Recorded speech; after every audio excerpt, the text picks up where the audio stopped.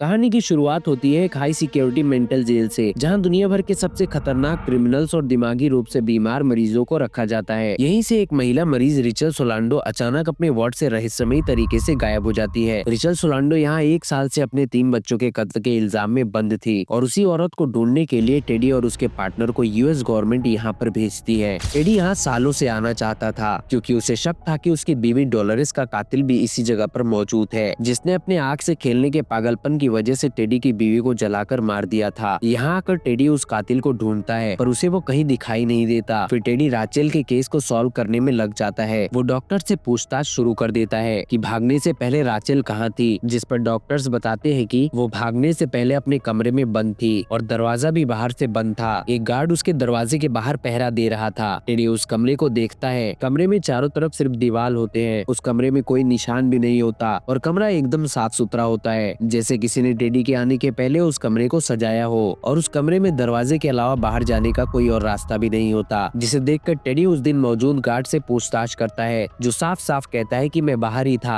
वो दरवाजे के रास्ते नहीं भागी। टेडी को ये बात झूठ लगती है। फिर टेडी वहाँ के डॉक्टर से पूछताछ करता है। डॉक्टर्स भी यही कहते हैं कि दरवाजा बाहर से बंद था और गार्ड्स पहरा दे रहे थे। पर जब अगले दिन कमरा खोला गया तो राचेल वहाँ नहीं थी। फिर टेडी राचेल के कमरे की बारीकी से जांच करता है, जहाँ उसे बेड के नीचे जमीन में गड़ी हुई एक पर्ची मिलती है जिसमें लिखा होता है the law of 4 who is 67। Doctor teddy से उस पर्ची को छीनने की कोशिश करता है पर टेडी उसे वो नहीं देता और डॉक्टर की इस हरकत पर उसे शक होता है। उसे लगता है कि ये पर्ची उस औरत के द्वारा लिखा गया एक अहम सबूत है। वो सभी डॉक्टर्स को एक साथ बुलाने के लिए कहता है, जिस पर सामने खड़ा डॉक्टर थोड़ा हिचकिचाता है और थोड़ा टाइम मांगता है। फिर टेडी बाहर सबूत जुटाने चला जाता है, जहाँ उसे सिर्फ एक लाइट हाउस दिखाई देता है जिस पर एक गार्ड पहरा दे रहा था। वो अपने पास वाले गार्ड से उसके बारे में पूछता है तो गार्ड्स बताते हैं कि उसमें कुछ नहीं है, वो बस खाली बंद पड़ा एक लाइट हाउस है और राचेल उसमें नहीं है क्योंकि हमने पहले ही उसमें ढूंढ लिया है। टेडी सोचता है कि अगर वो लाइट हाउस इतना ही बेकार है तो गार्ड्स वहाँ पर पहरा क्यों दे रहे हैं। फिर टेडी वापस हॉस्पिटल में आता है और पूरे स्टाफ से उस औरत के बारे में पूछताछ करता है, पर कोई उसे सही जवाब नहीं देता, उल्टा उसका मजाक उड़ाते हैं। वो जिस किसी से भी सवाल कर रहा था वो उसके सवाल का उल्टा सीधा जवाब दे रहा था। टेडी गुस्से में लाल हो जाता है, जिसके बाद वो राचेल के मेन डॉक्टर को बुलाता है, पर मेन डॉक्टर वहाँ नहीं होता। वो एक दिन पहले ही छुट्टी लेकर कहीं चला गया होता है। टेडी कहता है कि इतनी खतरनाक मरीज गायब हो गई है और आप मेन डॉक्टर को जाने की इजाजत कैसे दे सकते हैं, जिस पर डॉक्टर कहता है कि वो अपनी मर्जी से गए हैं। टेडी डॉक्टर्स को उससे फोन पर बात करवाने के लिए कहता है, पर डॉक्टर किसी बंद पड़े नंबर पर फोन लगाते हैं और कहते हैं कि मेन डॉक्टर का फोन नहीं लग रहा। टेडी को लगता है कि यहाँ का पूरा स्टाफ मिला हुआ है और सबने मिलकर राचेल को कहीं गायब कर दिया है। तभी टेडी को पता चलता है कि इन सबसे बड़ा एक और डॉक्टर है जो बगल वाली बिल्डिंग में रहता है। टेडी उससे मिलने के लिए उस बिल्डिंग में जाता है और उस डॉक्टर का आलीशान कमरा देख के चौंक जाता है। पास खड़ा आदमी बताता है कि ये कमरा असल में पहले किसी कमांडर का था, जिसे बेईमानी करने की वजह से निकाल दिया गया था और बड़े डॉक्टर तो बस यहाँ रहते हैं। उस कमरे में जर्मन सॉन्ग चल रहा होता है, जिसे सुनकर टेडी को अपना बीता हुआ कल याद आता है कि कैसे जर्मन्स ने मासूम लोगों को बंदी बनाकर उन पर अत्याचार किए थे। थोड़ी देर बाद उसे वो डॉक्टर आराम करता नजर आता है। वो उस डॉक्टर से कुछ देर बात करता है। टेडी को उसकी भाषा शुरू से ही अजीब लगती है। थोड़ी देर में ही टेडी उस डॉक्टर को पहचान जाता है। असल में वो डॉक्टर एक जर्मन होता है जो जबरदस्ती अंग्रेजी बोलने की कोशिश कर रहा था। टेडी गुस्से में कहता है कि मुझे उस मेन डॉक्टर की फाइल चाहिए जिसमें उसने राचेल की पूरी रिपोर्ट लिखी थी, पर वो उसे देने से मना कर देते हैं। जब टेडी इसका कारण पूछता है तो डॉक्टर्स बताते हैं कि हमारे ऊपर भी बोर्ड ऑफ डायरेक्टर्स हैं जिन्होंने मिलकर ये फैसला लिया है। टेडी गुस्से में आ जाता है और अपनी रिपोर्ट में उन्हीं लोगों को राचेल का हत्यारा बताने की धमकी देता है और कहता है कि हम कल ही तुम सबकी रिपोर्ट कोर्ट में देंगे। टेडी वापस अपने क्वार्टर में आता है, जहाँ लेट कर बस राचेल के कमरे में मिली पर्ची को देखता रहता है। टेडी को यकीन होता है कि राचेल भागी नहीं है, या तो वो मर चुकी है या तो इन्हीं लोगों ने उसे भगा दिया है। टेडी थोड़ी देर में सो जाता है, जिसके बाद उसे एक सपना आता है जिसमें वो अपने घर में होता है। उसके सपने में उसकी मरी हुई बीवी आती है जो बताती है कि राचेल अभी जिंदा है और यही है, उसके साथ वो पागल कातिल भी है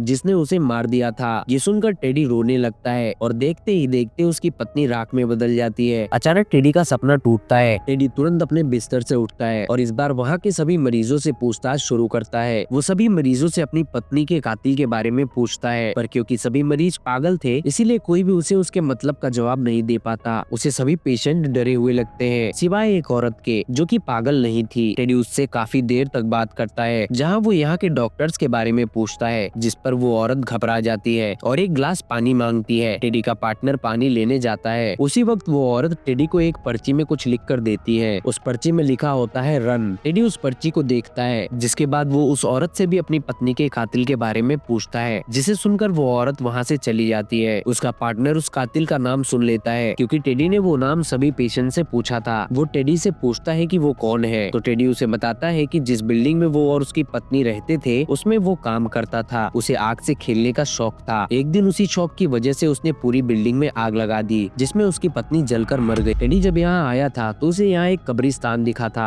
जिसे अभी तक उसने इन्वेस्टिगेट नहीं किया था, इसीलिए वो अपने पार्टनर के साथ वहाँ जाता है। पर तेज तूफान आने की वजह से वो वहीं पर फंस जाता है, जहाँ टेडी अपने पार्टनर को ये भी बताता है कि यहाँ काम करने से पहले वो एक सोल्जर था, जो अमेरिका की तरफ से जर्मन के खिलाफ लड़ रहा था, जिसमें जर्मन हजारों मासूम लोगों को पकड़कर उनके दिमाग के ऊपर एक्सपेरिमेंट्स करते थे, जिससे वो एक ऐसा हथियार बना पाए जो इंसानों के दिमाग में लगाया जा सके और उन्हें अपना हथियार बनाकर किसी को भी मरवाया जा सके। जर्मन्स ने इस चीज को बनाने के लिए हजारों लोगों को मौत के घाट उतार दिया था। टेडी और उसकी टीम ने मिलकर सभी जर्मन्स को मार दिया था। टेडी कहता है कि यहाँ का मेन डॉक्टर भी एक जर्मन है और जरूर वो सब मिलकर यहाँ के मरीजों के ऊपर एक्सपेरिमेंट्स कर रहे हैं, क्योंकि वो सभी पागल हैं। तो अगर वो बाहर किसी को भी ये सच्चाई बताएंगे तो कोई भी उनके ऊपर यकीन नहीं करेगा। ये सब सुनने के बाद उसका पार्टनर उसे गुमराह करने लगता है कि ऐसा कुछ नहीं है, ये बस एक मिसिंग केस है जिसे सॉल्व करो और यहाँ से निकलो। तभी हॉस्पिटल के गार्ड्स टेडी को ढूंढ लेते हैं। ये देखकर टेडी चौंक जाता है और अपने पार्टनर से पूछता है कि उन्होंने हमें ढूंढा कैसे, जिस पर उसका पार्टनर कहता है कि ये एक छोटी जगह है, यहाँ हमें कोई भी ढूंढ सकता है। तूफान की वजह से उसके कपड़े और सिगरेट भीग जाते हैं, जिस पर वहाँ का स्टाफ उसे अपनी सिगरेट देता है। उसी रात बोर्ड्स ऑफ डायरेक्टर की मीटिंग चल रही होती है, जिसमें टेडी चुपके से घुस जाता है, जहाँ उसे लॉ ऑफ 4 हुई 67 और वार्ड सी के बारे में पता चलता है। असल में यहाँ कुल 67 मरीज होते हैं, पर टेडी को अब तक राचेल को मिलाकर सिर्फ 42 मरीज के बारे में ही पता था। बाकी के 24 मरीज वार्ड सी में थे, पर एक फिर भी गायब था।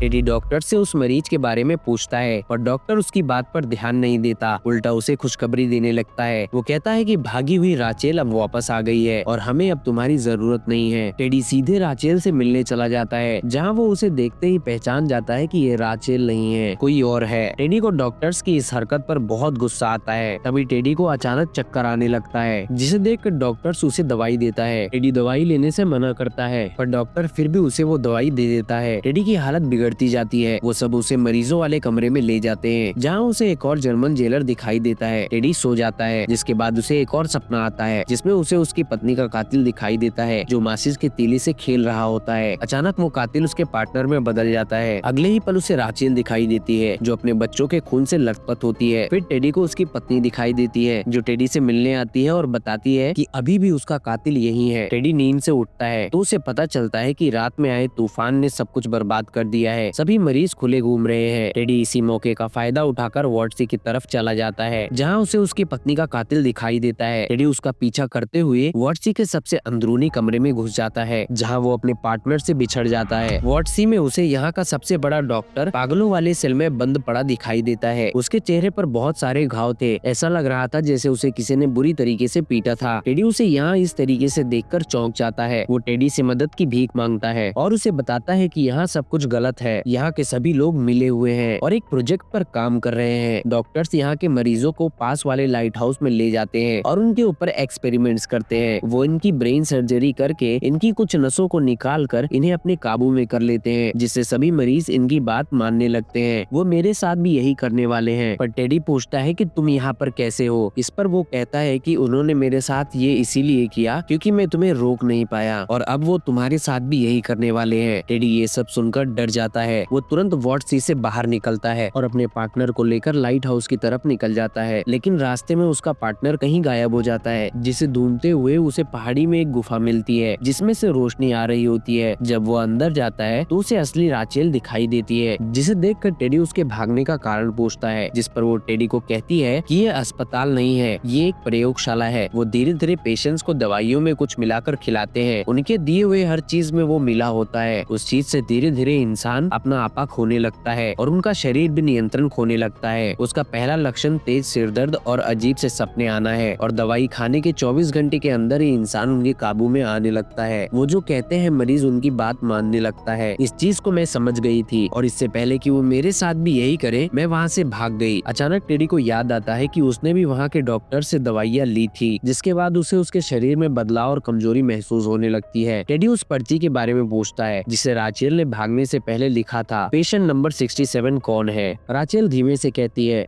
यहाँ 66 मरीज है और 67वां मरीज, उसे तुम अच्छी तरीके से जानते हो। तभी गुफा के बाहर से आवाजें आने लगती है। राचेल घबरा जाती है। टेडी भी वहाँ से बाहर निकल जाता है। टेडी अपने पार्टनर को ढूंढते हुए वापस हॉस्पिटल में पहुँचता है और गार्ड से उसके बारे में पूछता है, तो गार्ड्स कहते हैं कि यहाँ आप अकेले आए थे, आपके साथ कोई नहीं था। वहाँ मौजूद हर शख्स टेडी को यही कहता है कि तुम शुरू से ही अकेले आए थे। टेडी समझ जाता है कि इन सब ने मिलकर उसके पार्टनर को मार दिया है, और क्योंकि डॉक्टर्स ने उसे दवाइयाँ दी थी, इसीलिए वो सबकी बातें मानने लगा कि उन सबको लगे कि वो अब उनके वश में है। जिसके बाद वो भी अपने पार्टनर को बोलने का नाटक करने लगता है और कहता है कि हाँ, मैं तो अकेला ही आया था। टेडी बस उन सबका असली चेहरा दुनिया के सामने लाना चाहता था, पर उसके लिए उसे सबूत के साथ वहाँ से निकलना होगा। इसीलिए वो सभी गार्ड्स का ध्यान भटकाकर सीधे लाइट हाउस की तरफ भागता है और लाइट हाउस के अंदर घुस जाता है। पर वहाँ उसे एक्सपेरिमेंट्स जैसा कुछ नहीं मिलता, बस वही डॉक्टर दिखाई देता है, जिसे टेडी गन दिखाकर सच बोलने के लिए कहता है कि तुम लोग कहाँ एक्सपेरिमेंट करते हो और मेरा पार्टनर कहाँ है। डॉक्टर टेडी को बैठने के लिए कहता है और उसके पार्टनर को बुलाता है। टेडी अपने पार्टनर को वहाँ देखकर चौंक जाता है। उसे लगता है कि उसका पार्टनर भी इन सब के साथ मिला हुआ है। वो डॉक्टर को गन दिखाकर पूछता है कि पेशेंट नंबर 67 कौन है, जिस पर डॉक्टर कहता है कि तुम्हारी गन खाली है और वो पेशेंट कोई और नहीं बल्कि तुम खुद हो। टेडी को लगता है कि अब भी डॉक्टर उसे पागल बना रहे हैं, लेकिन सच्चाई यही होती है। डॉक्टर उसे एक फाइल देता है जिसमें लिखा होता है patient number 67 Andrew ladies. Teddy Daniels असल में यूएस मार्शल नहीं था, वो एंड्रू लेडीज था। इस अस्पताल का मरीज, वो आदमी जिसे वो खोज रहा था, उसकी पत्नी का हत्यारा। असल में वो हत्यारा वो खुद ही था। उसकी पत्नी डोलोरेस मानसिक रूप से बीमार थी और एक दिन उसने अपने 3 बच्चों को तालाब में डुबोकर मार दिया। एंड्रू इस सदमे को बर्दाश्त नहीं कर पाया और उसने अपनी पत्नी को गोली मार दी, जिसके बाद उसका दिमाग टूट गया। उसका घर पूरी तरीके से उजड़ गया। उसके सामने उसके 3 बच्चों की लाश होती है और उसने खुद अपनी पत्नी को गोली मार दी होती है। ये सब उसका दिमाग बर्दाश्त नहीं कर पाया और उसने एक नई पहचान बना ली, टेडी डेनियल्स।